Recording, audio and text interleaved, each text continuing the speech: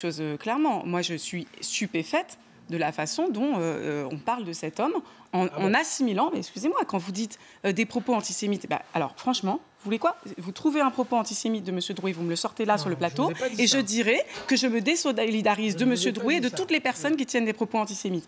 Je n'ai pas vu de propos de la sorte de M. Drouet. Donc vous êtes en train de faire des amalgames et de dire que vous êtes éberlué de ce que fait Jean-Luc Mélenchon à propos de choses qui n'ont rien à voir avec M. Drouet. Maintenant, vous dites que c'est un grand connaisseur de l'histoire et de l'histoire de la gauche. Précisément, c'était le motif de sa lettre d'amour, comme vous dites, à M. Drouet, c'est-à-dire que c'était aussi un clin d'œil à la Révolution française et à des figures historiques de la gauche en France, qui sont des figures de personnes qui ont dit, dans certaines situations, le peuple doit pouvoir se faire entendre. Maintenant, ce monsieur n'a jamais dit, n'a jamais proféré ce que vous dites, les propos antisémites ou je ne sais quoi. Je constate que moi, par exemple, le jour où il y a eu une manifestation, je ne sais plus quel acte c'était, à Montmartre, et où j'ai entendu des chants qui étaient les chants de la commune. J'ai entendu des références qui étaient des références frappantes à Montmartre. Il y avait aussi une joie, une jubilation, mais qui était une jubilation de se faire entendre.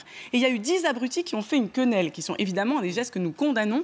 Et de quoi a-t-on entendu parler pendant toute la journée? De la quenelle. Et si moi j'avais fait à ce moment-là un tweet avec la vidéo de ce que j'ai vécu dans cette manifestation, et si j'avais dit « Je suis heureuse d'être au milieu de ces gens qui défendent leurs droits, alors quoi, je suis solidaire d'une quenelle ». Ce n'est pas sérieux de raisonner comme ça. Et c'est ça qui crée aussi l'attention dans le pays, parce que vous avez des gens qui se sentent insultés par ce qui est dit. Quand vous avez des gilets jaunes qui viennent exprimer, manifester leur...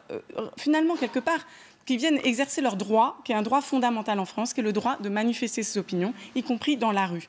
Quand ces gens-là, qu'ils aient ou non déclaré les manifestations, et ça marche dans les manifestations déclarées, se retrouvent pris en as. Moi, j'ai vu des gilets jaunes crier CRS avec nous et se prendre des gaz sans comprendre ce qui leur arrivait. J'ai vu des grenades des encerclements arriver au milieu de foules pacifistes. Vous donnez quand même une image de tous les gilets jaunes.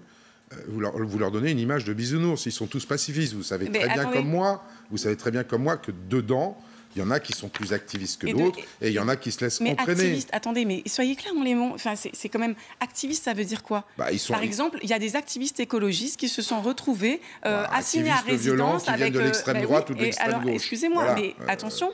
Quand on parle d'activistes, de quoi parle-t-on? Est-ce que vous parlez de gens qui exercent des violences? Moi, on a toujours dit à la France Insoumise qu'on ne considérait pas que la violence était... Des activistes violents qui viennent de l'extrême droite ou de l'extrême gauche. Voilà, comme ça, c'est plus clair. D'accord. Et donc, c'est quoi le rapport avec M. Drouet, par exemple? Est-ce que M. Drouet est un activiste violent qui vient de l'extrême droite? Alors, on va pas faire tout le débat sur...